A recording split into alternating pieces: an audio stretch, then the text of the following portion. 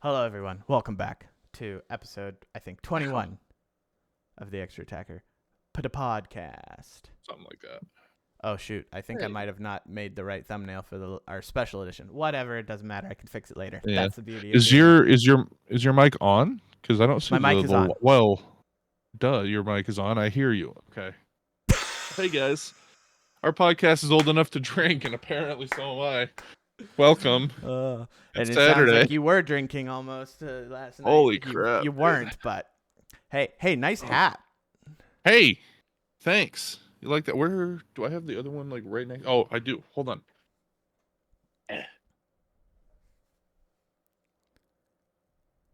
He's gone behind the curtain.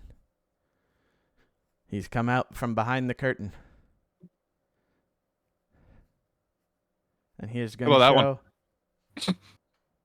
That's pretty nice. I like the one you're wearing more, but I like them both. I do really. The only thing I don't like about this one is there's a hair on it. I don't know why, but right there. Why did we make the stick come out of the state just that little bit? Couldn't we have resized that to make that fit? I mean, it's so that you can tell it's the full stick. I don't know. Even you have a question mark that I can hear on that. Like what? I think it actually would look silly if it was cut off. Well, that's what I'm saying. Don't cut it off because then it looks ridiculous. If you resize it or turn the angle so you could still keep the correct proportions. They were too focused on all the details that are in the logo that you're currently wearing. Look at that beautiful logo. The way I thought at first, I'm like, what in the Chell custom team is this? But actually, exactly. Now, but that was at first. But then actually looking at it, I'm like, oh, I actually love this logo. It's so clean, and it was definitely made on like an iPad, for sure. Probably. But the Easter eggs in it are what sell it for me. Yeah, I was the same way, because it got leaked a couple of months ago, like the first draft of it a couple of months ago. And every time that I've looked at it, I'm like, I mean, it's okay. It's not the worst thing I've ever seen, but yeah, it feels like a Chell Create a Player logo, or like this is your local city 12U team logo. Like, I don't love it. But then once on Wednesday morning, they announced that they held a press conference. After school, my buddy and I drove down to the Delta Center because they were giving out these towels when you bought stuff. And as soon as I walked into the place and I saw it actually on gear and on some of the shirts, I said, okay, that changed everything. Because it looks so much better in person than it does on the internet. Well, and just like all the cool stuff in it, and this is kind of a great way to start our this week in hockey the last couple of weeks. Yeah. But just you got the mountains for Utah. You've got. Well, let's bring up a photo of it here. I guess if I look it up, you won't be able to put it up. You look it up. I mean, you could always just send me the mammoth. Not mammoth. Mammoth. Mammoth. Mammoth. Your mammoth. Your mom's a mammoth. Oh, poor mom. Mom's a mammoth. Okay, yeah. So if we got this here, we got this beautiful logo here, and you've got the U for Utah and the tusk. That's pretty nice. Are they claiming that that's the U for Utah? That's a cop out. Anyway. No. Because then when you've got the tusks up thing, it's then specifically the U. Hashtag tusks up is gay. Continue. Yeah, like this U right here. This the U in Utah. That sort of thing. I think totally that one's a cop out. I like the other ones more because I feel like that required you to put it in there rather than just look what's already there.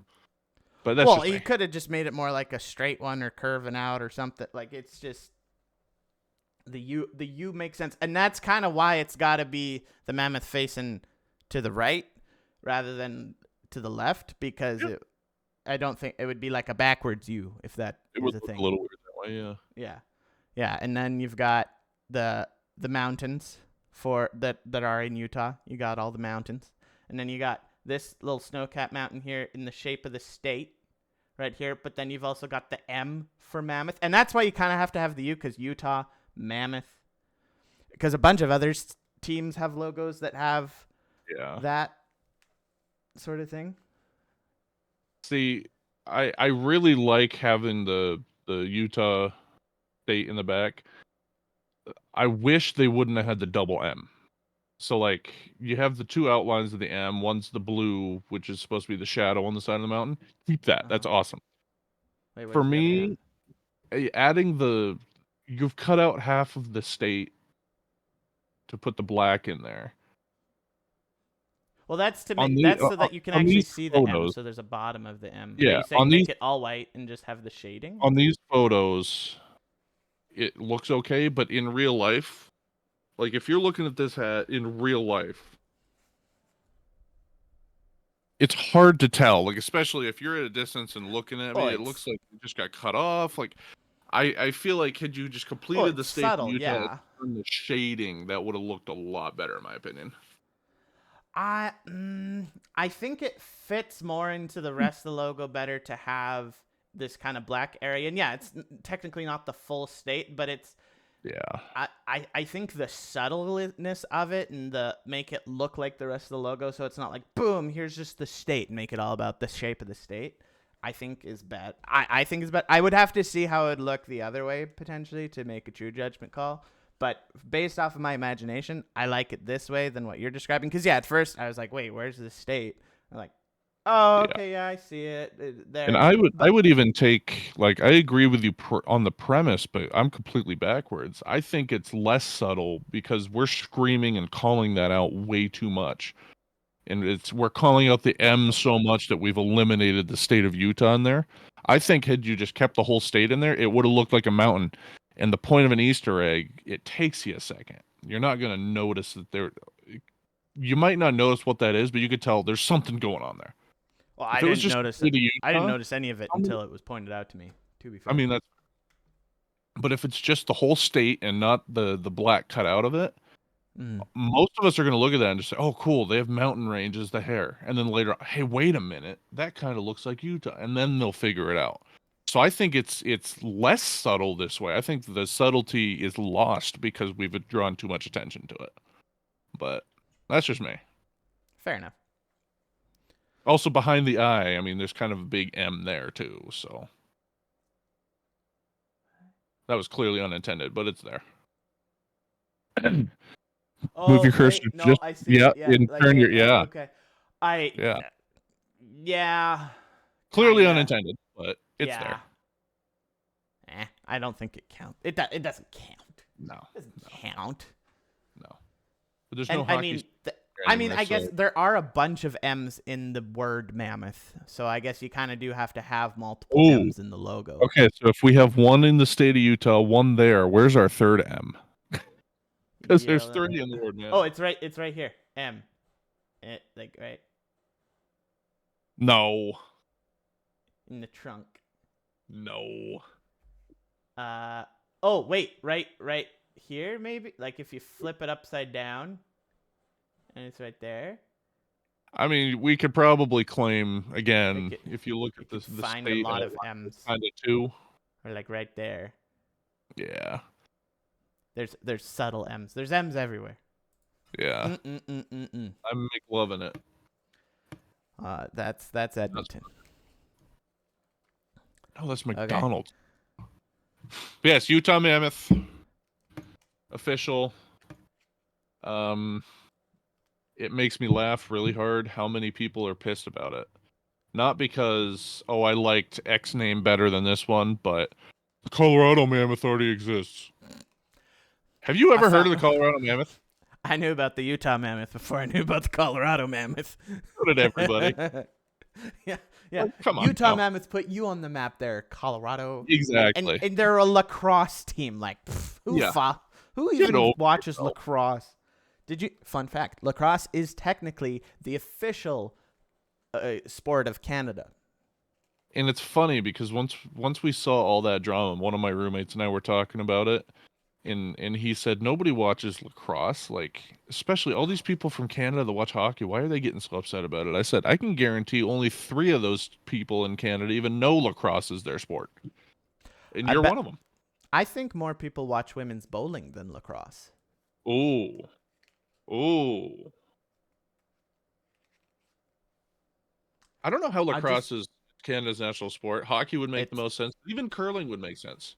well, Because I can tell curling is you why. uniquely I also American. know why. It's because the First Nations people invented lacrosse, and so whenever we were picking that in tribute, in honor of them, the peoples, the indigenous I peoples. forgot. The First Nations people are the only people that exist or matter in Canada.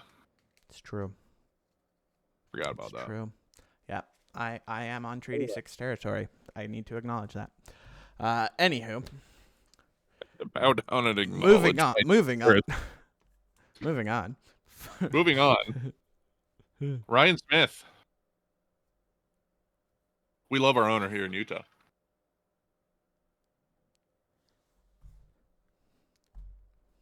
What a time to take a drink. Yeah. I thought you were going to continue, but No, I mean I don't know really what's going on. Literally just what you wrote down here, and I figured you'd want to share this since yeah, let me see if I can it's find relevant to the. you. Oh, did I write that in there? See, I don't even remember. I wrote these Yeah, notes a week ago. it's playoffs time, and you're talking about owner purchases. No, I'm kidding. This is actually a big deal. Yeah. So you kind of I, know a little bit about generally what's going on because you guys have up in Edmonton, you got that whole party plaza and stuff. Oh, here the we go. Ice District. We'll send you this link.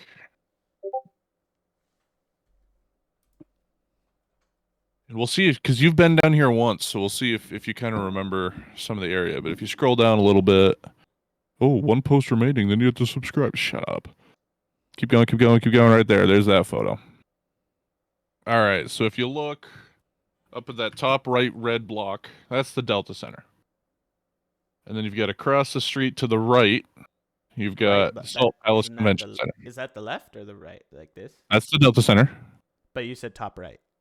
I'm Yeah. just Oh, wondering. top left. Yeah, that one. Okay, I was like, is Yeah. it oriented wrong? Is it actually like? No, no, you're good. You're good. I wanted to make sure. Yeah, so that's the current Delta Center, which is also being renovated. But if you go across the street to the right, Yeah. that and then the big building that goes north to south, that's all one building. That's the Salt Palace Convention Center. And that first block that kind of sticks off, what's called the mid block, that's going to be completely redone. I don't know. It may say in here. I'm pretty sure it's going to be demolished, but I'm not 100%. But that and then Block 67 underneath it are both now owned by Ryan Smith, and we're going to turn that into a huge entertainment district. Sweet. So it'll be. I know Vegas has one, ish, but that's mostly because they're on the strip. Edmonton, you guys have one. I know Toronto's got something. Like there's a couple major cities. Calgary's gonna be Atlanta getting does one. something. Calgary, okay. Calgary's Yeah. getting a brand new arena, and I believe they're turning it into an entertainment district, just like Edmonton. Okay. Yeah, Okay. Edmonton's kind of set the standard on that, which is really cool. Yeah. With our new Yeah. arena. Yeah, and I like the idea. If you go the road in between Delta Center and Mid Block there, that whole road they had closed off. We had a couple of food trucks, so we set up a big stage and a screen, and that's where we had the outdoor party for the initial game, the home opener rather. And so we're not gonna have to shut down the road anymore. That's just gonna be part of the district. But they're bring in a bunch of food, a bunch of vendors. They're going to put screens out there, and they're just turning it into a big area that'll suit both our basketball and hockey teams. But realistically, if there's not anything going on at the convention center, that entire building and all that land is wasted. So I'm happy about it. I know a lot of people aren't. I'm happy about it in concept. Obviously, don't like using tax dollars to hand out to billionaires, but that's a completely different topic for a completely different podcast. But that was all approved. Stage one of the Delta Center renovations is currently happening. So when we were there getting merch on Wednesday, you could go in through one entrance, and only the entrance that went straight into the team store.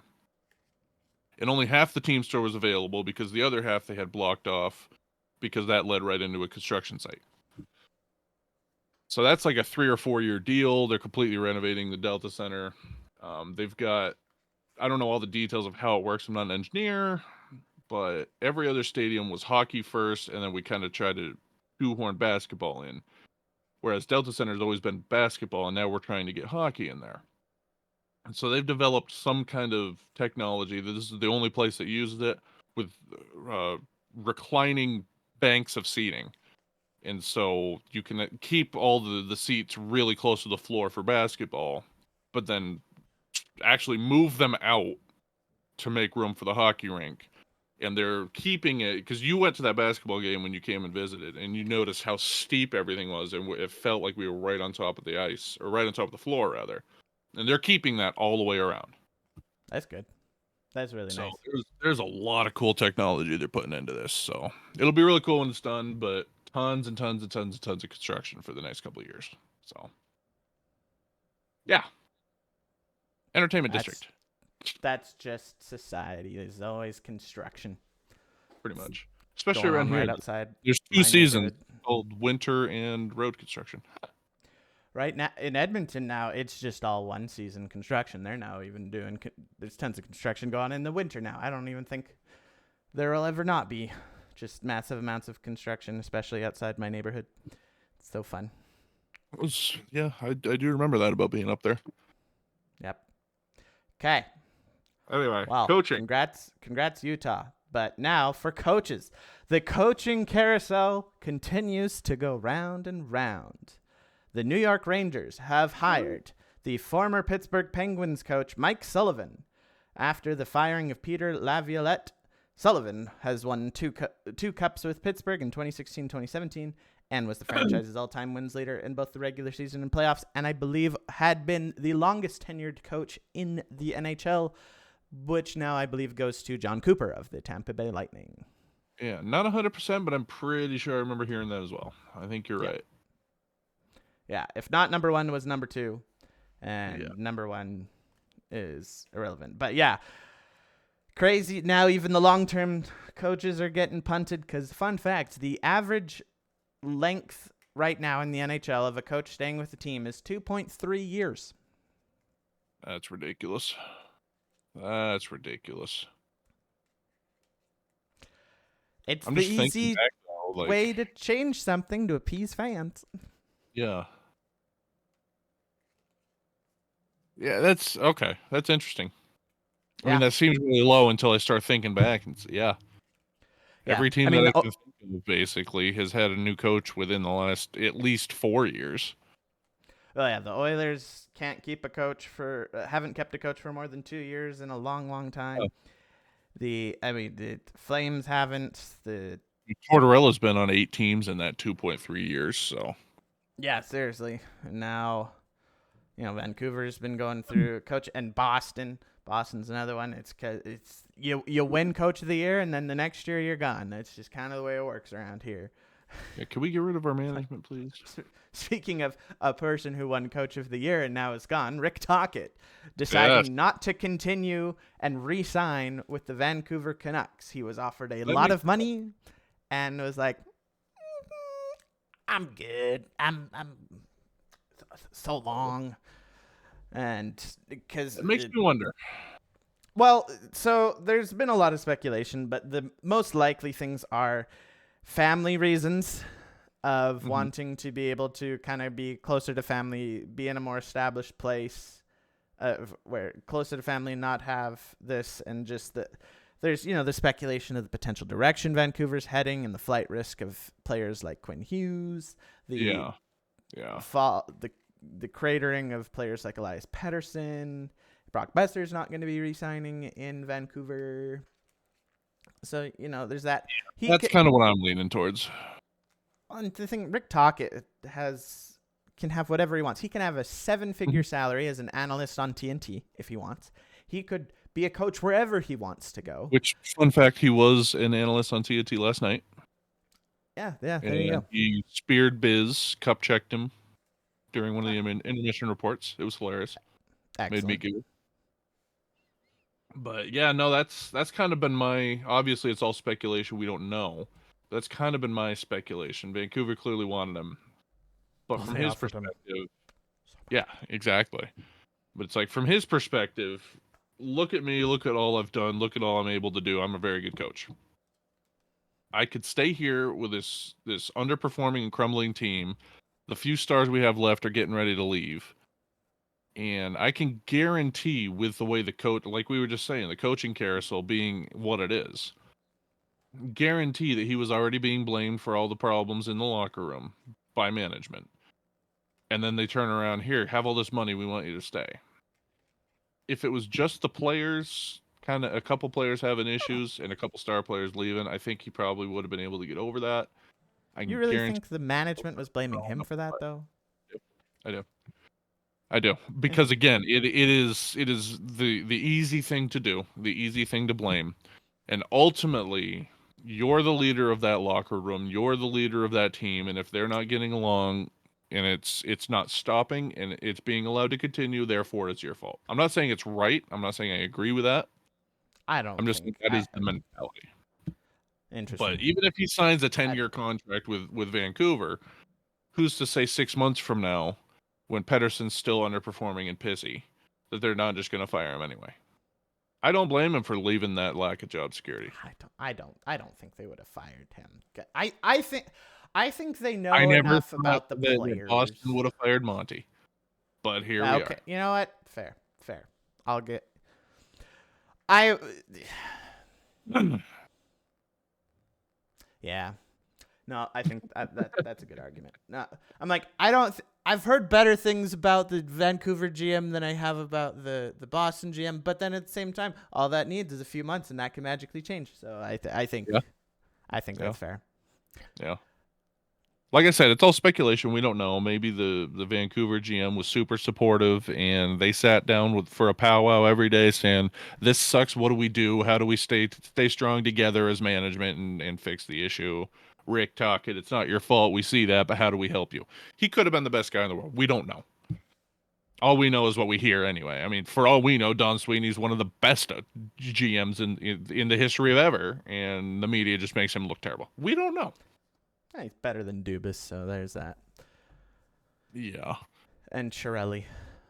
So, I don't want to Okay. hear about it, really. Lou Lamoriello out as New York Islanders coach Yeah. just as they get.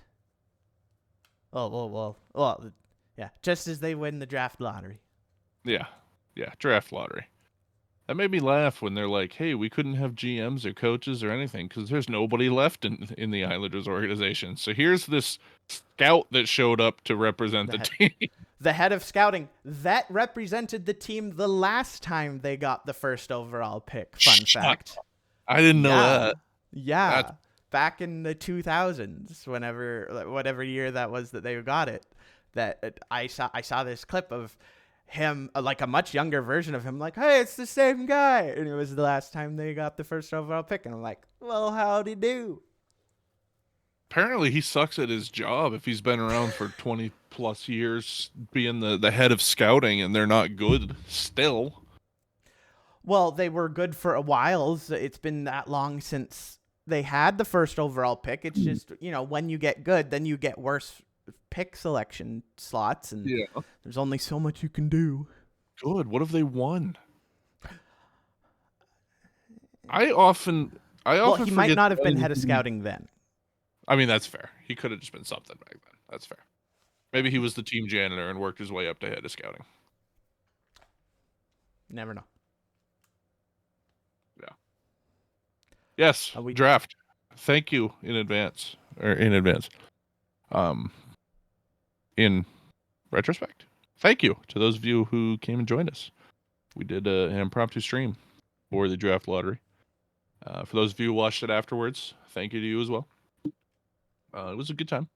We're hoping we could do a couple more. Hey, there's this cool special event happening, so we'll jump on. So be on the lookout. Always be paying attention. But yes, as kind of just said, New York won, and you wrote somewhere. I don't remember what they're 3.5. 3.5%. 3.5% chance, and they won it.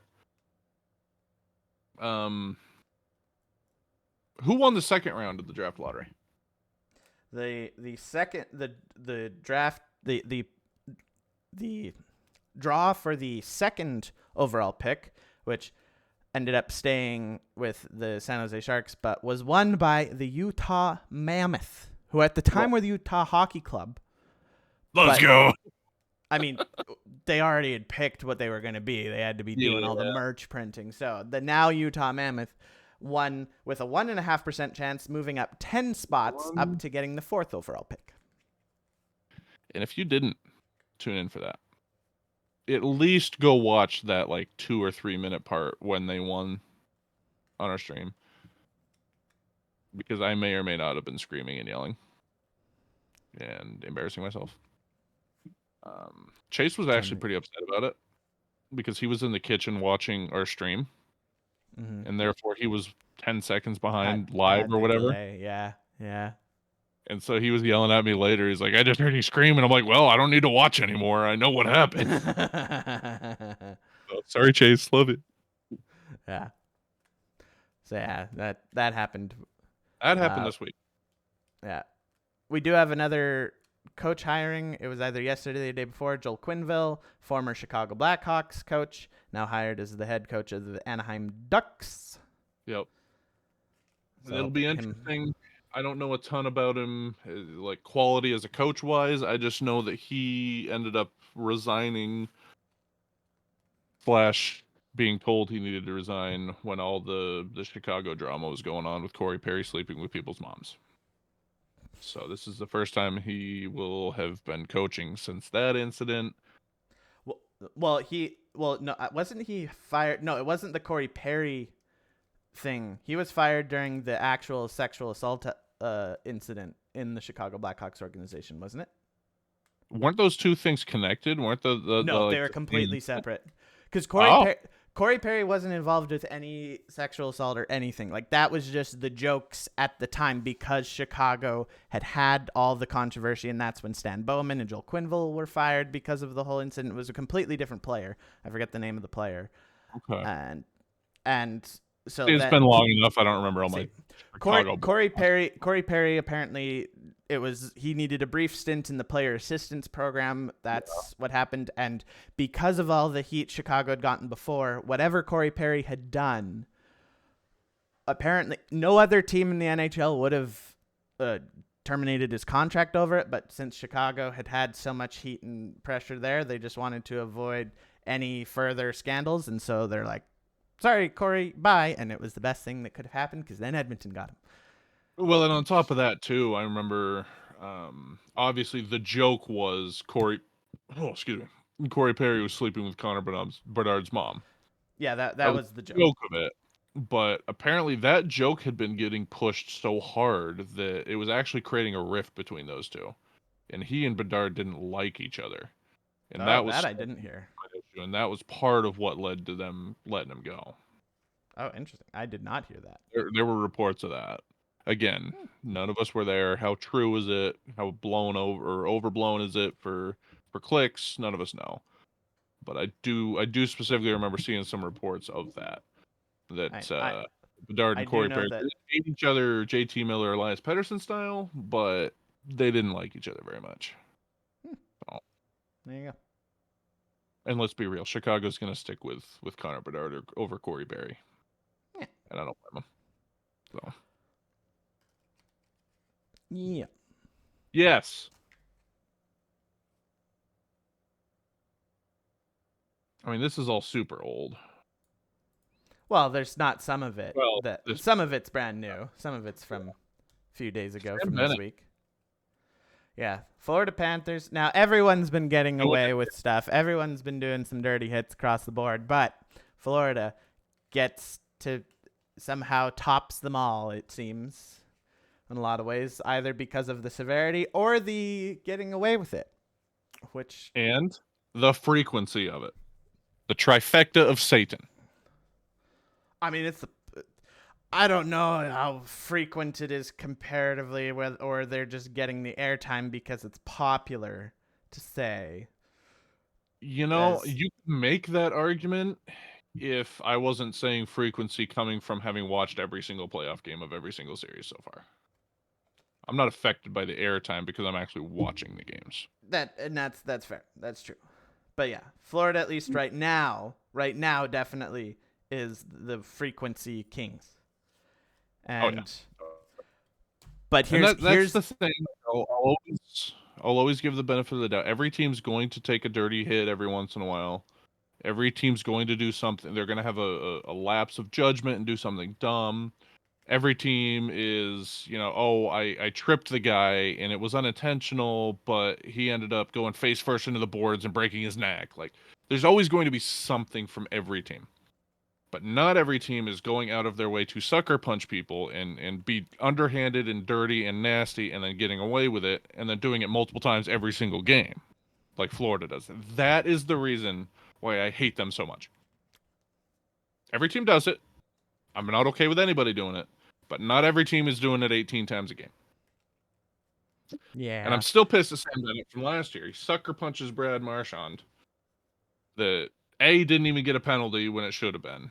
Very clear. B, on review, he didn't get in trouble at all for it. It was ridiculous. Concussed Brad Marchand. He's out for the rest of that series. Same dude comes back this year, elbows Stolars in the side of the head. He's now dying. Like, what are we doing here?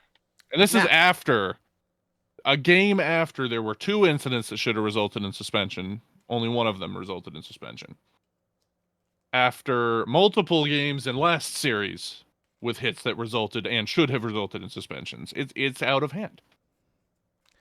Well, and how much of that is to do with the refs and the reffing and the way they're controlling the games and the things they're calling? Like, the refs are missing so many calls, which it's going to happen in the playoffs. But there's one. The best is when they're looking at the penalty and then they don't do anything. Yeah. You're like, okay, and there to be fair, there was a good example last night. I didn't see all of the in-depth replays, so maybe it was a good no call.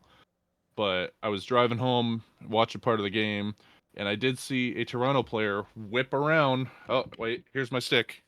Here's my hockey stick. It's my back scratcher. Whipped around and just completely blade of the face to a Florida player. He falls in a heap on the ice as there's a ref literally standing over him and didn't make the call. Yeah. And then one of the announcers was giving him crap for embellishment. Yeah, saying and that's embellishment call. And that's the thing. I only saw one angle of the replay while driving, but this is me trying to be fair. Toronto got away with one. Florida was the victim in that case. Well, and that's kind of the thing too, is as much as we're giving crap to the refs, the players are flopping a lot more these days. Like, and the refs are falling for it. So how much of the non-calls are how much of these calls are not being called because, to the ref's perspective, it looks like embellishment, it looks like a flop, and rather than calling 2 penalties, one for the penalty and one for embellishment, they just let them play. Like, if that's the preference, if that's what the refs are being told, hey, in the case of embellishment, don't call offsetting penalties, just call nothing, then it would make sense. And so then you got the debate of, well, what's better, 4-on-4, 5-on-5, like what's like what's better for things, and I think that's another discussion. Well, add that. It's a very good point, but add that even to, in the playoffs, we're just going to have a certain amount of let them have it. We're just going to call less stuff in general. Yeah, well, especially the later in a game it goes, like overtime, it has to be one of the automatic calls, whether like puck over the glass sort of thing or cross-check to the face, in order to, and even then, sometimes it doesn't get called. Yeah. Essentially, either automatic call like puck over the glass or 5-minute major penalties. That's the cutoff.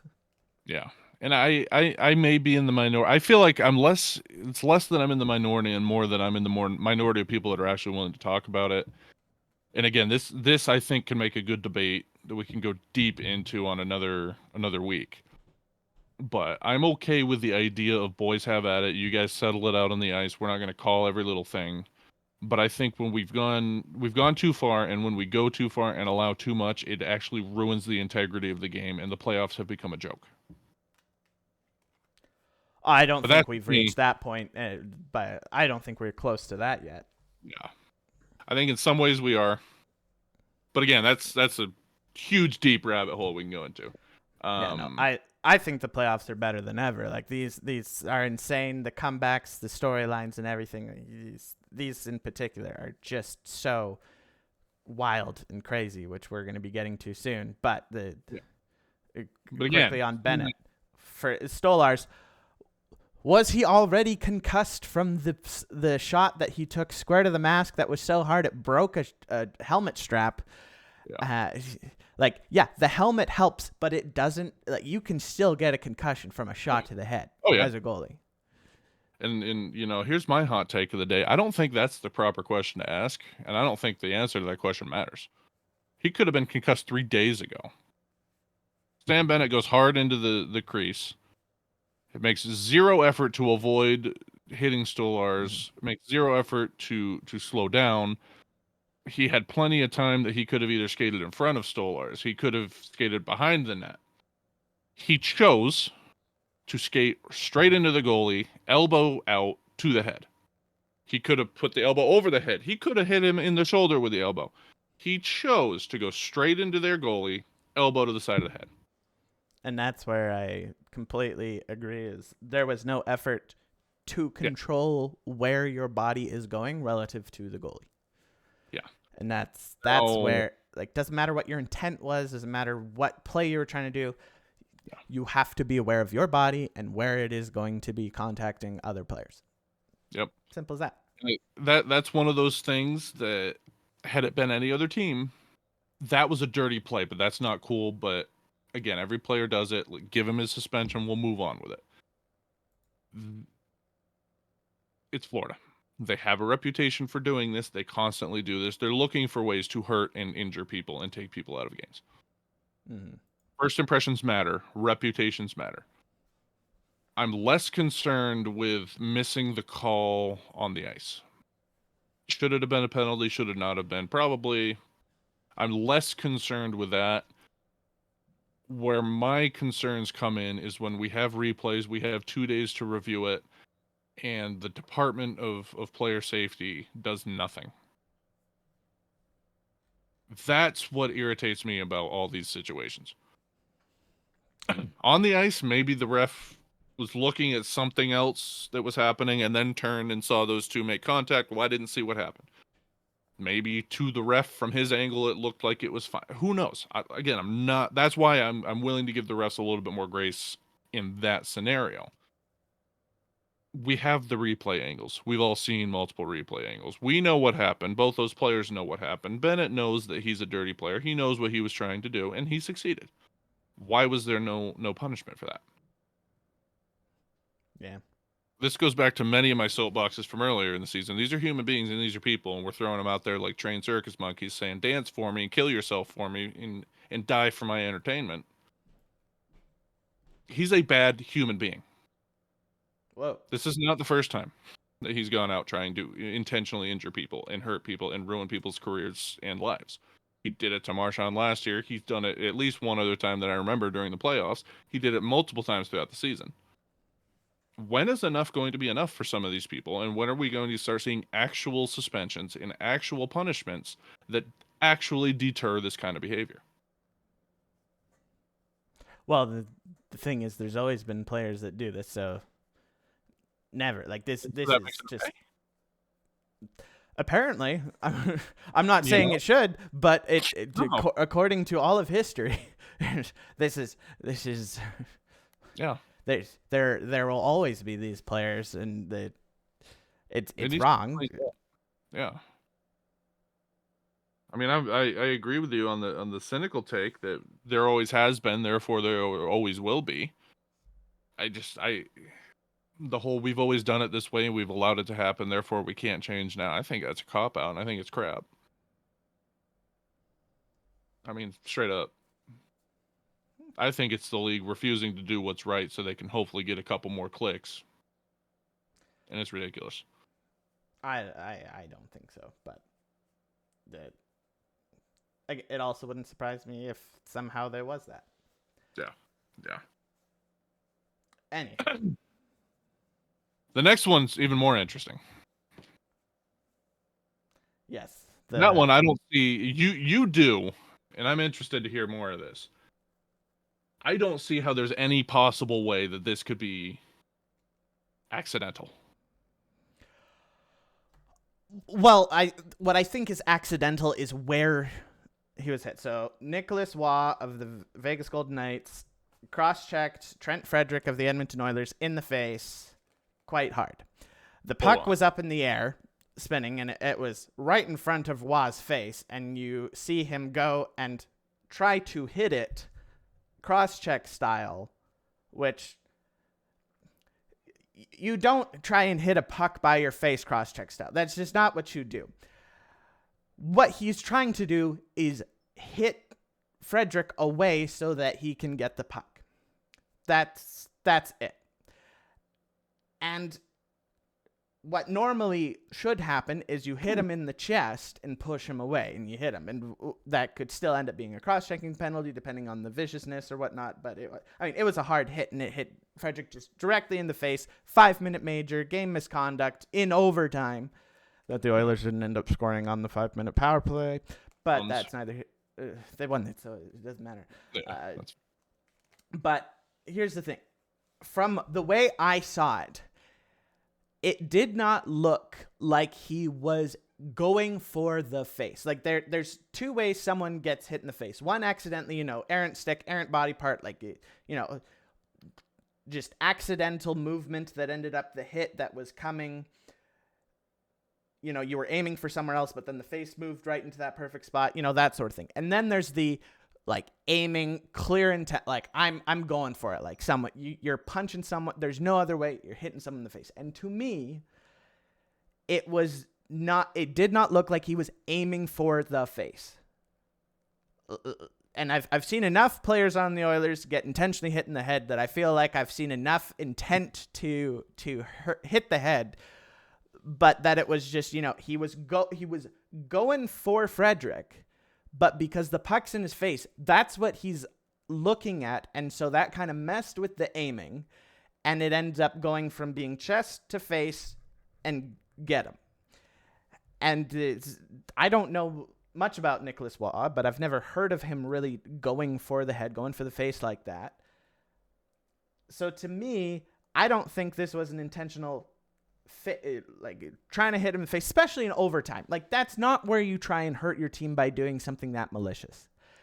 And so I think the 5-minute major, the game misconduct, and the fine are enough. I don't think there's cause for a suspension. I see how people disagree, but I don't think there's a need.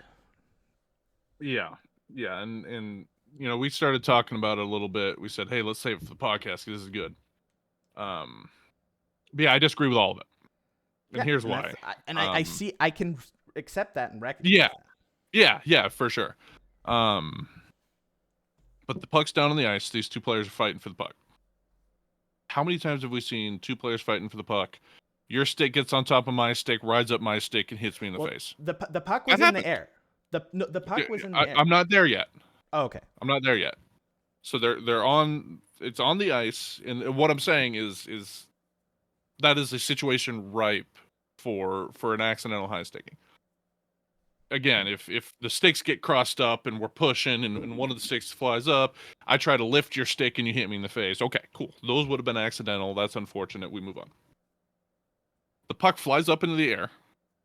And not only is it up in the air, the puck's behind Nicholas Waugh. It's out of the play at this point. So trying to go for the puck is a non-argument. It is past both of them. It is out of the play. Neither of them are in range to get it. Instinctually, if this is my stick, we're fighting for the puck on the ice. Oh, look, it came up in the air.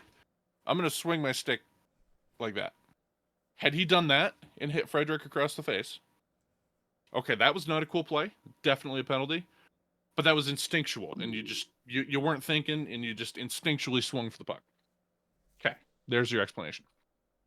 There is no explanation in no world in which that puck goes way up into the air. I watch it go. It's already way out of the play. That I take my hands from up here on my stick and say, I'm going to reposition my hands like this, and then cross-check you in the mouth. we can't claim he was going for the puck because in the history of hockey, nobody has ever gone for the puck with a cross-checking motion. They swing their stick like an idiot. Also, I just love how I'm using. I mean, it's got the curve on it. Like It looks like a field hockey stick. That's what. Yeah, there you go. There you go. Yeah. But I was listening to it on Bluetooth, and even the announcers are like, "This was a non-hockey play. He had a total brain fart. What is he doing?" And then I go look at the replay, and they were correct. This is not a hockey play. This isn't. Oh, I accidentally hit the guy. I'm sorry. Did you have Vegas announcers or Edmonton announcers? I'm curious.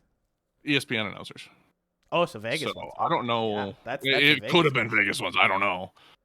Well, it's not. It's not the Oilers ones. No, So no, for sure. It's not the hometown bias even.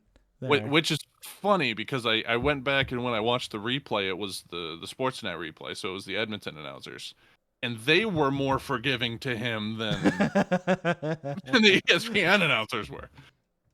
But yeah, again, had he flipped his stick up and swung at the puck and hit Frederick in the face, it's still a penalty. It's still not okay. But it's like, okay, I understand conceptually where you were going. Why did you do what you did? I get it. But he took the time to reposition, and then it's a completely, I mean, it's a different motion at that point. It's not instinctual anymore. You have to bring your stick up, reposition, cock back, and then fire. You've got enough time to stop your brain and go, hold on a minute, let's not do that. Let's turn and go for the puck. And that's where I can't agree with that. Sure. That this was accidental, that this wasn't malicious. It's just like, I think the dude just saw red. And I can't disagree. Yeah. My personal opinion is that the location of the hit was accidental. The hitting was not. He had full intent to hit Frederick. Absolutely 100%. Just where, given the situation, what I assume about the player and the consequences of going for something else, and it wasn't like there was this huge battle for the last 30 seconds in which they just, was just absolutely fed up with Frederick in the moment, blah, blah, blah. Like, there wasn't the buildup like, say, McDavid hitting Granlund in the head the number of months ago, where it's like, okay, I get why he did go for the head. Like, to me, the face was not intentional. Hitting was, and that's why, to me, that's possible. The 5-minute major, the game misconduct, and the fine are enough of a punishment. Maybe in the regular season, maybe give him a game, but it's just before that line of needing a suspension in the playoffs for me. But that's, maybe I'm just more forgiving. I don't know. I want to agree with that. The problem that I have is to take that stance, is to say, you took an action and we're not going to punish you based on the action. If you did X, here's result 1, here's result 2. Result 1 has punishment, result 2 has no punishment. And so now it's up to chance which one happens. I don't like leaving it up to chance. Which is also why I don't like the concept of a double minor. If I swing my stick at your face, whether you bleed or not has nothing to do with what I chose to do. It's either a penalty or it's not. It's a 2-minute or a 4-minute or a 5-minute, or it is not. And so for me, I think you have to look at what happened and what was he doing. He made a non-hockey play to cross-check somebody in again, there's a little bit of pushing with the cross-check that happens. That's hockey. This was beyond a hockey play. Whether it hit him in the mouth, whether it hit him in the stomach, whether it hit him in the foot, whether he missed. What was he intending to do? What action did he take? And I think you should be punished for your actions and not for how somebody else's responds to it or how their body responded to it. And so I just have never liked that idea in general. Oh, your mouth is bleeding, well, therefore what they did was worse. Well, what if it broke 4 of my teeth, but I didn't bleed? Are you telling me that is less severe than a little boo-boo on my lip? You If know? you can break 4 teeth and not bleed, you need to be studied by science. Yes, but I mean, you get the point. You get the point I'm making. You know? Like, what if I Yeah, cross-checked you and broke your arm? You tell me that's a 2-minute penalty, but if I cross-checked you and it cut your lip open, now all of a sudden that's 4? What I did was no different. hey, if there wasn't silly conditions in some of the rules, would it be sports? It's true. It's true. Would it be sports? You gotta have the silly things. It's You true. gotta have silly penalty rules. Yeah, It but it is such a funny thing that high sticking. If there's blood, it's 4 minutes. If there's no blood, it's 2. You're like, yeah, well, there's that. That's a weird way of defining things, but I mean, yeah, what are you gonna do? Put sensors in the face and the stick to determine the force, and if it thus measures a certain force and angle, yeah, exactly. therefore Yeah, it's like. If you're gonna draw a line, I think that's at least a definable line. It's not the best line, yeah, yeah. I but can it's agree a with it. It's a definition. definable line It's a because yeah, definition. the alternative would be was it a intentional swing at somebody, and that's just so subjective that can't Yeah. be. Then you're And so getting I into. mean that raises my question: what's the point of a double minor? Why does it exist? I don't know. It's either a I don't minor know. or a major. Be done with it. I mean I like it. I like But the concept because it just makes it makes it cooler. You're like, ooh. like, oh no, somebody's on the ice. Is he bleeding? Well, because then you get to have special rules, like if you score in the first 2 minutes of a double minor, that only means that the first penalty is over, and so then you Yeah, still have 2 minutes. yeah. So if you score at 2:01, you still have 2 minutes of power play. But if you score at 1:59 left on the power play, the whole power play is over. It's fun. Which reinforces my point that I'm making too. If we're now considering it's not a single penalty of 4 minutes, it's 2 back-to-back penalties of 2 minutes, and if I Hmm. score in the first one, that gets rid of the first penalty. Yeah. That is then telling me that you got a 2-minute penalty for hitting me in the face with a stick, and you got a 2-minute penalty because my body chose to open itself up and bleed. Yep. My body gave you a penalty. Make it make sense. The Hart Trophy finalists of this year, which is the which is the trophy for the MVP of the league as voted by the general managers, are Nikita Kucherov, Leon Draisaitl, and Color Hellebuyck. Hellebuyck. Aller Hellebuyck. Hellebuyck. Hellebuyck. Yeah, Not a surprise. I've heard, and I'm still hearing McKinnon got snubbed. I don't know that McKinnon got snubbed. I think when you've got 3 spots and you've got 5 people that deserve it, I don't think that's Yeah. necessarily a snub. Well, McKinnon got voted into the Ted Lindsay, which is the MVP as voted by the players, who the finalists are Nathan McKinnon, Cale Makar, and Nikita Kucherov. Yep. So he got in there, and so it's like, well, what about Draisaitl and Hellebuyck? That like you're gonna everyone is. If you're in a world where multiple people are getting snubbed, you're in a good world. Yeah, I would agree with that. And if it was, he was objectively 3 times better than any other player, and he had 400 points this season. Okay, you have a point. He got snubbed, but it's like I'm not taking away by any means what he did. But again, when you've got 5 people going for 3 positions, somebody's not going to make it.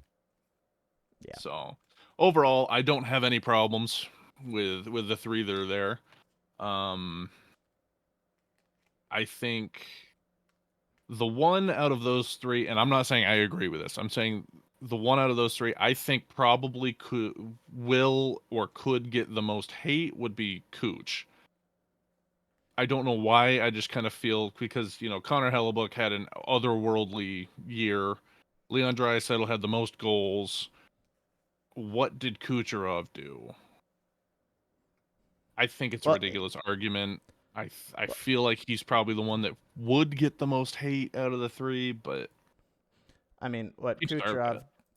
Kucherov did was he got the most points of anyone in the regular season. Yeah. So there's, and that's the thing. Kucherov's just not as much of a highlight reel That's the big thing player, with. and so there's I'm that. okay But with that. Yeah. I don't know if I can predict who's actually going to win because the voting's already been done. We already know who wins it. Technically, it just hasn't been announced. Those are just We the don't top know, but three somebody. according to the votes, and I honestly don't know who's going to win it. Yeah. Gun to your head, Because you had to predict.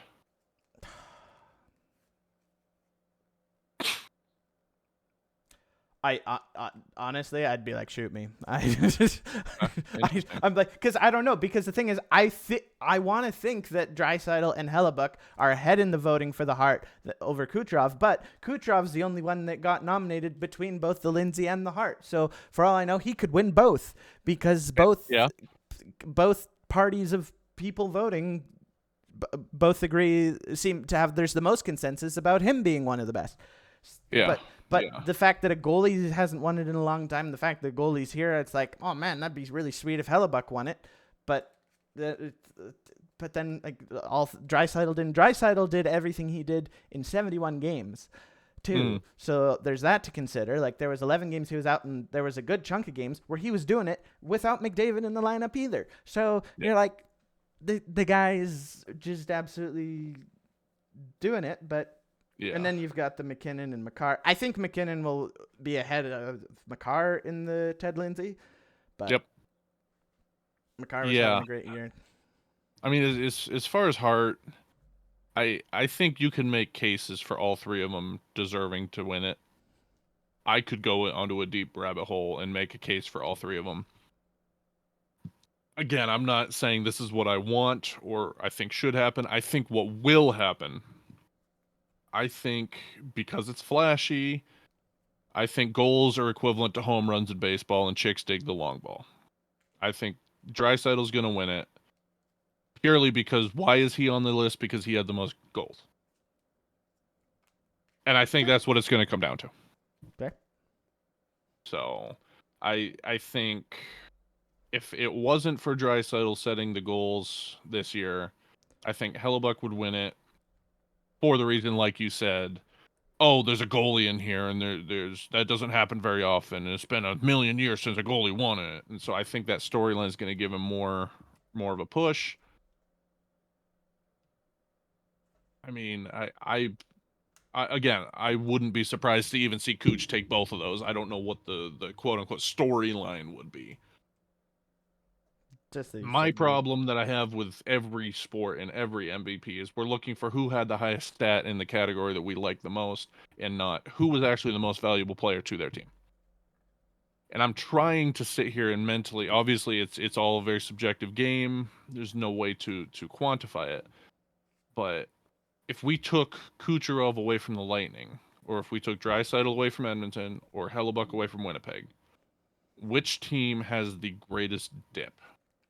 Implying to me which one of those players was actually the most valuable to their team. I agree with that. If we're actually, by definition, which one of those three was more valuable to their team, I agree with that 110%. Connor Hellebuck should win that. And that's I've heard that argument before, and that it should be thus by that kind of definition be Hellebuck, and I can only agree.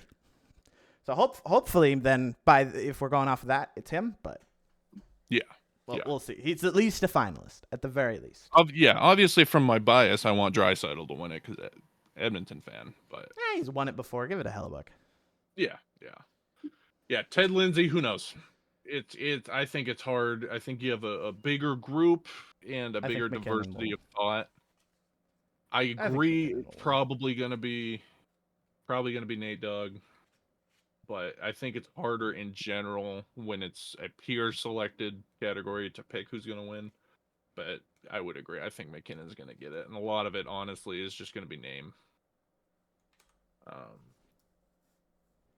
Norris. For the best defense, man. Whose offensive upside is great. And it's more just they're if they struggle in defense, at least does their offense is carry it? Yeah. are they offense first, but if their defense struggles too much, then you won't be considered. But if it's good enough, then you'll be considered. Yeah. And that would be Cale Makar, Quinn Hughes, and Zach Werenski. I'm taking the dark horse. I think because we expect Makar, we expect Hughes to be up there. Zach Werenski kind of just blew up out of nowhere. I mean, not that he's not a good player, not that he's not had a good career, but nobody expected this out of him. And how I much hope it's scored? I hope it's Werenski, but the fact that Makar scored 30 goals this year or over 30 goals, that's my biggest concern. Yeah, like Makar got exactly 30 goals. Werenski got 23, which is pretty good. But the fact that Makar got 30, and it's been so long since a defenseman's done that, and he had 92 points as well. What was Werenski's total points? 82. 82. Okay, so not too far behind. Like I think Hughes had some time with injury, so but I think it will be Hughes also Makar had the first, drama Werenski second, Hughes third. I think Makar will win it, but I'd love agree. for Werenski to do it just based off of how impactful a year it was on his team. No arguments. No arguments. I mean, I know this isn't MVP, but I think at least some degree of that mentality. Yeah, I think that mentality has to be applied to all of those kinds of subjective awards. Let's be real here. You take Cale Makar away from Colorado, that's a big hit to them. Defensively, they've got other guys. They'll be all right. They'll still, especially as well as they did towards the end of the season, I think they still make the playoffs. Take Zach Werenski away from Columbus, I think they would have been fighting San Jose for the 20 win mark. I mean, they're bad. Yeah. So, which by the way, I don't get your hopes up. I may or may not make another crazy prediction like that next season. We'll see. The pressure is going to be on so hard to get it right again that I don't know that I'm going to be able to clearly do it. But we'll see. Well, we'll see. Enough teams are going to be tanking for Gavin McKenna. Like when we, like San Jose, now that they didn't win the first overall pick this year, are eligible to get the first overall next year. It's true. Because they won't have gotten too many first overalls in too short a span. So the Gavin McKenna sweepstakes are going to be very enticing for a lot of teams. It's true. So we'll see. You might be able to, instead of doing an over-under for an individual team getting 20 or more, over 20 wins, maybe it's an over-under for how many teams get over or under 20 wins. You never know. Oh, gross. I hate that that's a thing, but you're not wrong. Yeah. Bill Masterson Trophy. Presented to the player who best demonstrates perseverance, sportsmanship, and the dedication to hockey. I don't know how we as fans are even supposed to look at that and like make a judgment. It's more. I mean, it's more for the players. Like it's less about stuff for the fans and So for. Oh, I'm just saying in general, like. Well, I mean, at least this year, it's a like it's no question who's gonna win. Gabriel Landeskog, Marc-Andre Fleury, or Sean Monahan. Yeah. It's gonna be Big Gabe. It's funny because immediately it's like, oh well, Marc-Andre Fleury, he just retired. He's we have to honor him. Well, hold on a minute. Landeskog just sat on the bench watching for 3 years. I think this is the only possible way that Fleury could lose that award purely because of retirement is having Landeskog against him. Does anybody think anybody else is going to win this? Yeah. So do we even need to go into more depth on Masterson? The only trophy that is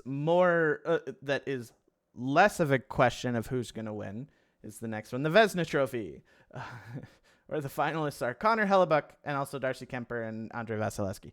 But the winner... and also these other two guys. Yeah. They also had great seasons. But the winner, Connor Hellebuck, best goalie this year. Congrats, Connor.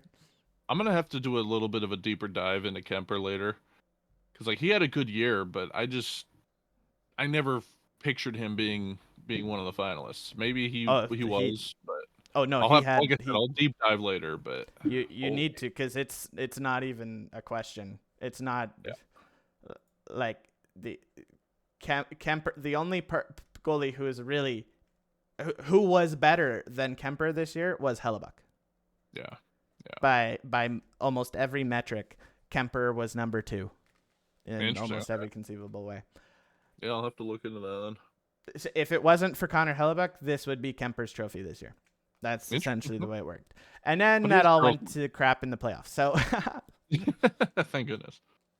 got him. Selke. Best defensive forward. This is where I think Leon Draisaitl got snubbed this year, but it's the Florida boys. Barkov from Panthers, Sorelli from the Lightning, and Reinhart from the Panthers. It's just the forward. It's just the elite forwards that also are on the penalty kill. That's what it seems to be. Like Basically. it's like you got. That's like. Basically. Like And to Reinhardt be had a bunch completely of transparent, shorthanded goals. yeah, I couldn't even give you a guess. I don't pay enough attention while I'm watching games to, It'll be oh, that was a Barkov. really good defensive play from a forward. I It'll don't be think Barkov. oh, yeah, it could be. I have no idea. Okay. And then But the next thing we already talked about. when Okay. are those presented? That's after the season, yeah? Yeah, that's at the awards show Yeah. around draft time. Okay, that's what I thought, but Yeah. Okay. We're into round 2 now. And round 1 was awesome. The big series were definitely the Winnipeg St. Louis and the Dallas Colorado series. But that's what happens when series go to game 7s, that they're just so epic, so cool, so crazy. Dallas's third period sorry, not Dallas. Rantanen's third period comeback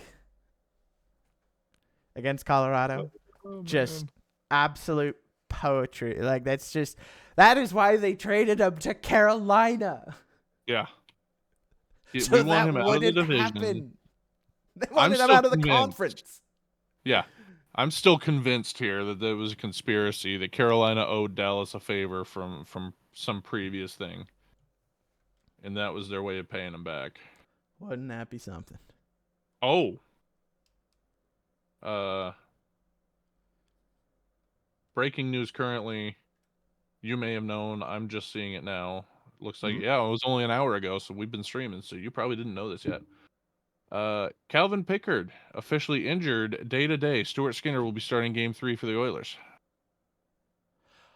I bet that must have been when the Vegas player landed on Pickard's back leg. It's exactly what it was, because the announcers could not go more than 10 seconds without Pickard stumbling. Pickard, it doesn't look himself. Pickard's very slow. Pickard isn't moving very well. That's even more of a miracle that we won in overtime then. Holy moly. Yeah. What a legend. I'm gonna have to get that glove that you sent me. Put it in my man cave. Oh boy. The reason that I saw that, if anybody didn't see the post that I made the other day, quote, if you are described as having scored or assisted on your team's last 12 goals and as having hat tricks in 2 of the last 3 periods, you're disgusting. Make a freaking rant, guys.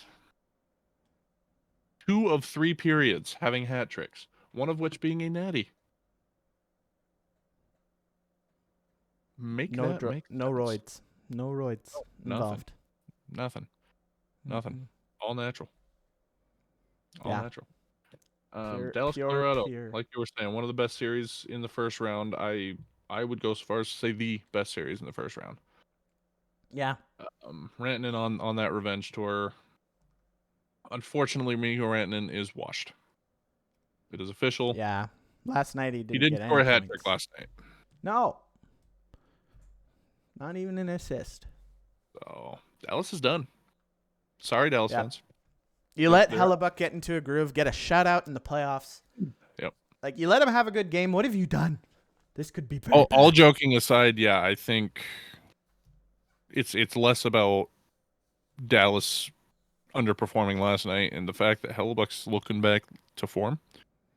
Granted, everybody can have a good game, everybody can have a bad game, but if he's looking like he's back to form and he's even half as good as he was last night, I think that series is over.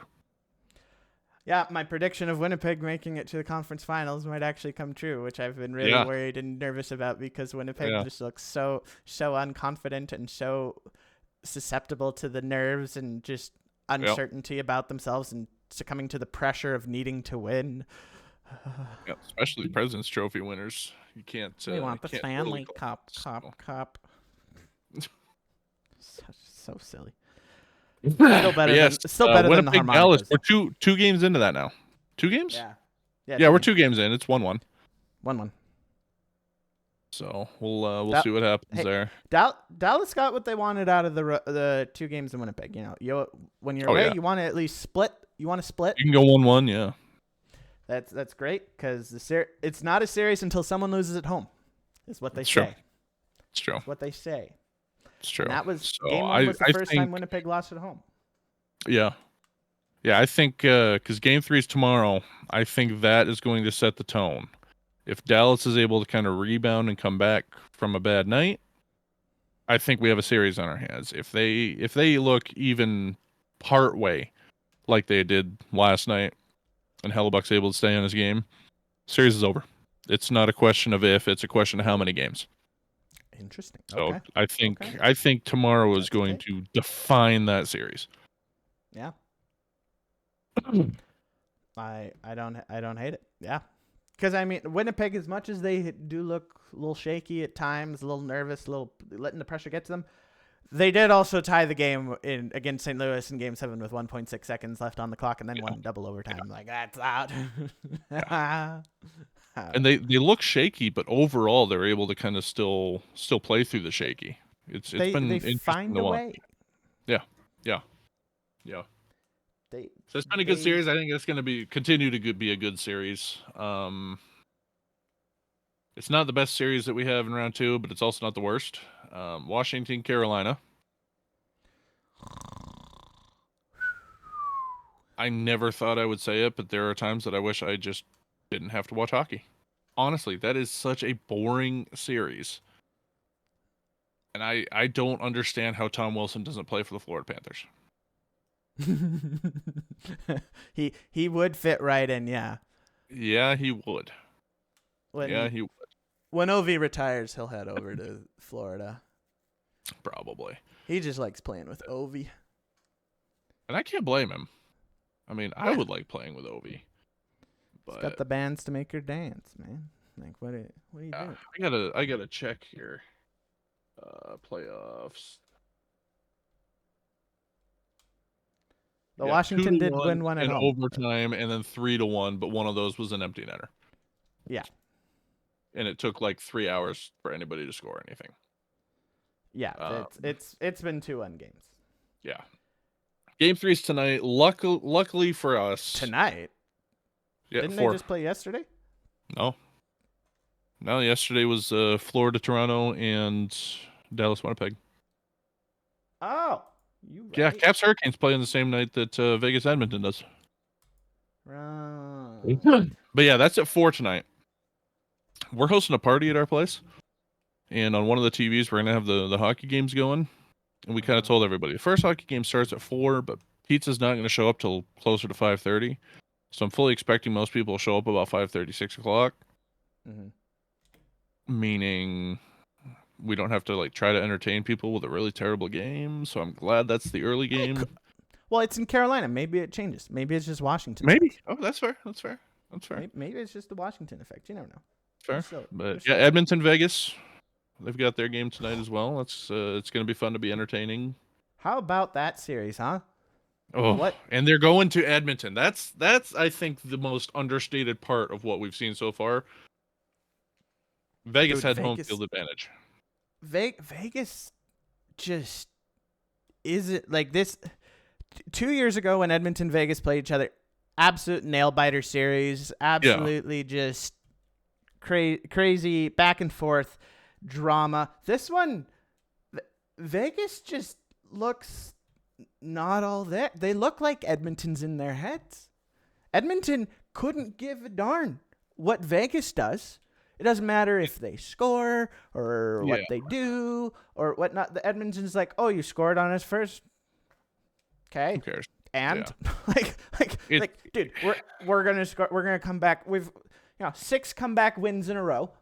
They Yeah. At number 5, they set a record in NHL Yeah. history for most comeback wins in a row in the playoffs. Now they just made it more with 6, both And I hope it games keeps in going. Vegas. Yeah. Like, there's no way Vegas wins both games in Edmonton. No shot. No No shot. shot. Here's the thing. Like, I can half agree with you and half I have to disagree. The half that I will agree, Edmonton's clearly in their heads. Edmonton is out there. They're just having fun. With that being said, I don't think it's because Vegas looks bad. I think if you take away the scoreboard, take away the fact that they've lost 2 games, Vegas looks out on the ice like they're playing a good game. And they're able for multiple times in both of the first 2 games, there will be a 5-minute period, 10-minute period where Edmonton can only dump it in and occasionally take a shot on net because Vegas is locking them down so well. Vegas owns the neutral zone in those first 2 games. Edmonton looks terrible between the blue lines. So I think Vegas is playing a very good game. In game 2, I'll agree. Game 1, I disagree. Maybe for a bit in the first period, I'll agree. Yeah. But in game Not nearly in as game much 2, in the first, for sure. In game 1, sorry, Vegas had 1 5-on-5 shot in the second period, 1 5-on-5 shot in the third period. Yeah. They were getting nothing. Yeah. And that's the thing. They, like I said, they're having their periods of it where they're just shutting Edmonton down. And in last night's game, I think it was like a 12-minute, or not last night, 2 nights ago rather. It was like 10 minutes or 12 minutes where Edmonton didn't have a shot on goal. And then all of a sudden they're able to get it in the zone and the next shot on goal is a goal. And so I think that's where Edmonton is able to just sit back. Okay, things aren't going well right now. Cool. Ride it out for a few minutes. And all they did was it wasn't pretty, but they just played their game. They shut Vegas down, made sure Vegas couldn't score. And then cool. Now we'll go down and score, and now we're back on our game. I think that's the biggest thing Edmonton has right now is the resilience and the bounce back. I mean, at this point, I'm going to start calling him the Edmonton Weebles because Weebles wobble, but they don't fall down. And that was lame, and I just came up with that on the spot, but I am so proud of it. Well, I'm glad you're proud of it, but I'll do you one better. The Oilers are deeper than Mariana's Trench right now. There you go. The amount of you want to know in the 5-4 overtime win for the Oilers, you want to know how many points Connor McDavid and Leon Draisaitl had before overtime? 0. Big fat donut. Yep. All lines for the Oilers are contributing. They're all doing stuff, and the Oilers are able to roll all 4 lines and just keep coming at you. Keep their best boys fresh, and you can't as easily match up against the Oilers' big guns anymore because you want to put your best defensive guys out against McDavid and Draisaitl? Okay, we'll have Nuge, Hyman, Kane score on you. We'll have Janmark Brown and Podkolzin score on you. Henrik Brown. That kid. Every Connor time Brown. I'm watching a game, he's impressing me more and more. He's finding he's found it. He Whatever loves it the big is, games, he found man. it. Yep. It's the big games. He loves playing in them, and I'm here for it because It's true. gotta love brownies. Brownies with some ice cream, man. Yep. That's what he's delivering. With all that being said, though, I will make the point. Had a couple of good bounces that Edmonton got not gone their way, and a couple of bad bounces that Vegas had positive bounces. This could be 2-0 Vegas. It's one of those things that Game 1 I would disagree. Game 2, yes, absolutely. I can't. No, I can't. I will say that for both of them. Edmonton is outclassing them and outplaying them in every aspect. But Vegas is not so far behind. They're not so outmatched that they can't hang. And a couple bounces here and there, or 1 or 2 plays that Vegas did something stupid had they done the right thing. I think there's a lot of people saying that this isn't a series. Edmonton's going to steamroll them. I think they could, but I also could Oh, see I wouldn't make the mistake of Vegas could saying make a that. Yeah. series of this. Oh yeah, So they totally Edmonton could. cannot get cocky. They cannot get comfortable. Oh, but that's the thing. They won't. They won't. They don't. I hope They're not. so smart. They're so level-headed, and they've been through enough over the last few years, and they Yeah. want this so bad. And Yeah. it's like, Yeah. and hey, McDavid even said we owe them a good series. Well, Oilers are ready to deliver. It's up to Vegas to match it. That's really all it is. Yeah. And yeah, I mean and that's kind of the thing in that series is it's so back and forth, and there have been bounces going both ways, and missed calls happening and whatnot, and so it's kind of, it feels even in terms of the luck ultimately to me. Yeah. I feel like the luck's really evening out across the board. Yeah. And, maybe slightly in Edmonton's favor, if I had to say, but I'm okay with that. Yeah. Yeah. I'll take it. This for me is a really weird series. Because on one hand, I think this is the most, like, Edmonton's just going to blow out Vegas. Edmonton is just outplaying them in every way. On the other hand, I think this is one of the most even series I've seen in a while, where if both teams played to their potential, if Vegas could turn it on a little bit more, again, I don't think they're far out. A 4-2 loss, one of them being an empty net, and a couple of those bounces going differently. That's a completely different game. Taking them to the end of the first overtime, and it was McDrysaddle that has to put on a show to score a goal finally. After Hyman and Vegas is not out of each this. hit posts. Yeah. Oh. After Those a couple are- posts, yeah. Well, and then the Draisaitl goal was like, wait, I can't tell if that went in or went off the post at first. Yeah. I'm like, Yeah. what did that actually hit? Because it didn't hit the netting. It hit like the box inside the net. Yeah. Camera box. The only other series that we haven't mentioned yet is one that makes me want to die a slow and painful death. I hate everything about it. I hate having to cheer for Toronto. It makes me want to slit my wrists and do push-ups in salt water. So I'm going to let you Metaphorically. give us coverage and tell it, no, literally, and tell us about this He means series. metaphorically. And I'm going to say nothing because I want to die. Okay, so this is a very important matchup because Toronto finally has a chance to slay some demons and finally defeat not only the Florida Panthers, but also Brad Marchand at the same time. It's a 2-for-1 if they can do it. And so the series, for once, also is with Toronto having home ice advantage, which is a new development for Toronto, which they took full advantage of by winning both games at home, which everyone's gone like, what the heck is going on? Like, Toronto actually not choking. Willie Nylander, Willie Stiles, oh my goodness, is showing up and absolutely just lighting the lamp, scoring like crazy, and just doing so much. And so it's been great to see. If you're a Toronto fan, my worst case in my most greatest fear in this playoffs is having to watch Austin Matthews lift the Stanley Cup in Edmonton. That is my deepest, darkest nightmare. So Florida all the way. Not only do I have Florida, I would rather have Florida beat Edmonton in the finals again than watch Toronto beat Edmonton in the finals. I'm sorry. I just cannot stand. I cannot stand the thought of it. So I pick Florida to make it to the finals so the Oilers can get revenge. But anywho, Toronto goes up 2-0 in the series, and it's like Florida's not got to figure it out. You got to put it together. Bobrovsky's not really showing up like he necessarily needs to. Then, even though Jeff said he wasn't going to say anything, he's saying a lot with his nodding right there. For those maybe not watching as closely. So Game 3 happens, and this is do or die because no one comes back from 3-0 at this point. Like that's not gonna happen. So Florida at home has to win, and they do. Brad Marchand in overtime shows the Leafs that he's still their daddy, that he's still there. The Rat leads the Rats to a 2-1 victory, so they're still in the series. It's still on. I do want to say one thing That was the most ridiculous bounce I have seen in a while on that last goal. I They could don't not ask you believe how. the They way don't that bounced. ask you how.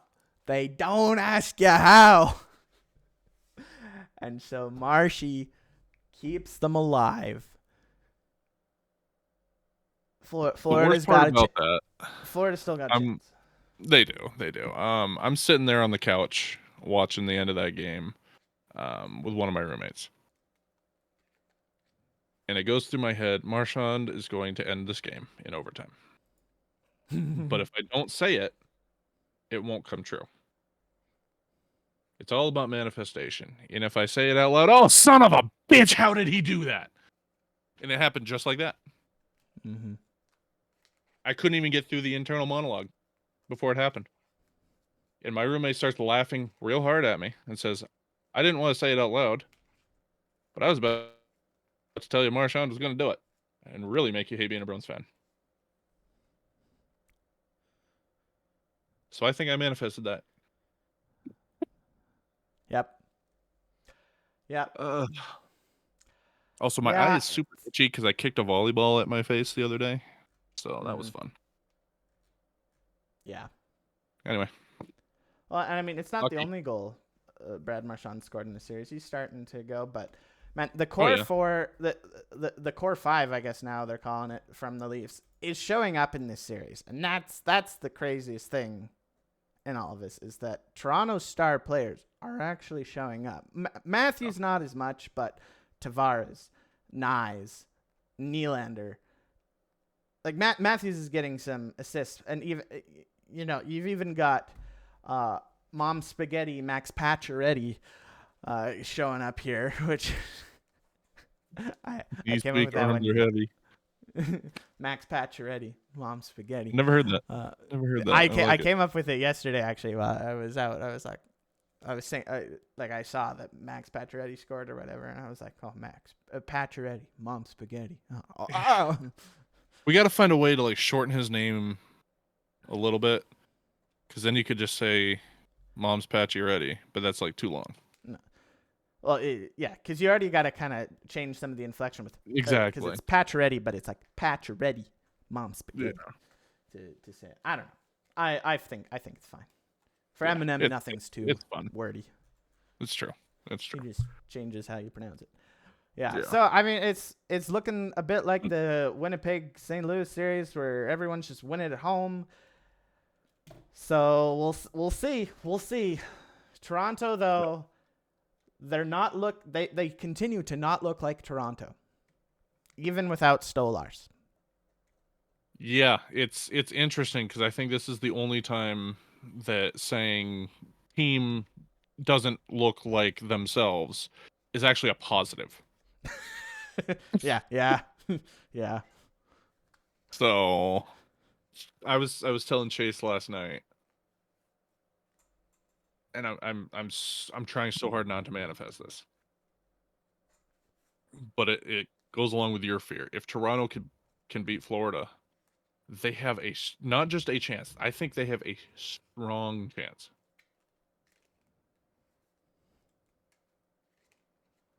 But on a more positive note, if things all go well, 3 out of the 4 series that are going on right now could have a Canadian winner. So there's a high chance for you at this point that we will have an all Canadian final.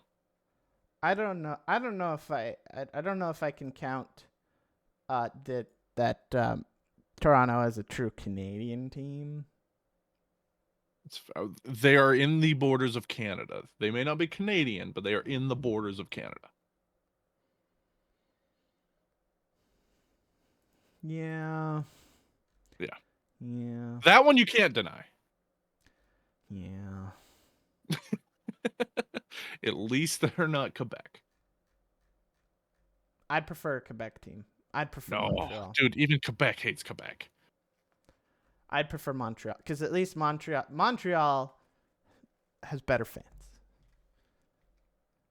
Then what? And Satan? they're not than Toronto. Oof, I don't know. Like Toronto fans are more annoying, but French I Canadians, they're terrible. I can get more behind the Canadians. Interesting. than the Maple Leafs. I just like it. Toronto cannot be the ones to bring it back. They cannot. Yeah, they won't. They cannot. Won't. There's a chance of it. It could happen. No. This world isn't that lost yet. There is still hope for us as people. The TVA has not eliminated that branch of the darkest timeline. Yeah. I also want Florida to make it to the finals so that Edmonton can have home ice advantage in the Stanley Cup Finals, because I think they're the only team that we would. Oh no, we would have it against the Carolina Hurricanes as well. Okay, so either the Canes or the Panthers need to be the ones that make it to the Stanley Cup Finals. Please and thank you. As far as my bracket goes, I don't care who makes it out of the East. As far as morality goes, it better not be Florida. Well, if this is my bracket. This is your bracket. Mostly identical, but just with a very few. Yeah. Oh wow. Yeah, I just realized I had Tampa beating Florida, you didn't, and then I had Colorado beating Dallas, and you didn't. Otherwise, we're exactly the same all the way. Well, and I didn't Ottawa. realize we were that close. I had Ottawa beating Toronto. Oh, okay. I didn't see that one though. Yeah. Well, that's. I didn't realize we were that close. Jeez. Yeah. If I hadn't memed and instead made Toronto win, this was just a meme. I'm like, I got to pick an upset. Yeah. Ottawa will beat Toronto. If I'd done that, I would have had a perfect first round, man. Perfect first round. Yeah. Oh well. For those of you who don't know, my roommates and we included Kynan, we all filled out brackets. And winner, everybody has to throw $5, and we're getting a gift card for the winner. Yeah. So because there are so few games now, and especially starting next series, we're down to 2 games. The head-to-head doesn't really make sense anymore, so we're just gonna follow our brackets. Yeah. We're just gonna kind of show you guys and update you on brackets. But with that being said, we had 2 rounds of playoff head-to-head. First one ended in a tie, meaning whoever wins the second one takes it. Yep, it's true. And I am proud to report I won it. Let's go, baby! Congratulations. Thank you.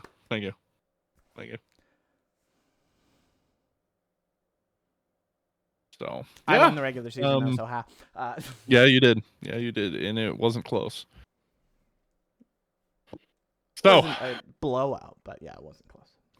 No, big summer blowout. Big summer blowout. I had one of my kids yesterday. Was it yesterday? No, 2 days ago, Thursday, at school. Was like, you look like the big summer blowout guy, and then the whole class jumped on board, and all class they're bugging me. Just say the thing. Yoo-hoo! Yeah. I'm like, I've gotten multiple things. Oh, you look like so-and-so. I have never gotten that one. And I simultaneously hate that and love that.